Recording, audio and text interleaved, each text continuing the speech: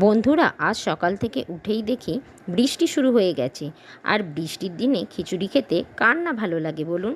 খিচুড়ি তো আবার আমার মোস্ট ফেভারিট একটা ডিশ। আর খিচুড়ি অনেক দিন বানানোও হয়নি। এদিকে কর্তামশাইও বলল আজ রেনি ডে স্পেশাল লাঞ্চে খিচুড়িই হয়ে যাক। এখানে একটা বড় ডেচকি করে খিচুড়ি বানিয়ে নিয়েছি।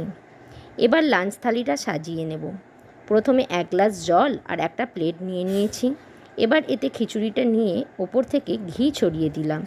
আর এখানে করেছিলাম গোল গোল করে আলু ভাজা, হাতার মধ্যে গোল করে ডিমও ভেজেছিলাম, আর ছিল পাঁপড় সেঁকা। আর কি চাই? এটাই ছিল আজকের রেনি ডে স্পেশাল লাঞ্চ থালি। এতে একটু গন্ধরাজ লেবু বা পাতিলেবু হলে জমে যেত, বাট আমার গলাটা ব্যথা থাকার জন্য লেবুটা স্কিপ করে গেছি। আপনারাও কি আমার মতো লেবু দিয়ে খিচুড়ি খেতে পছন্দ করেন? আমার ভিডিওটা যদি আপনাদের ভালো লেগে থাকে, লাইক অবশ্যই করে দেবেন।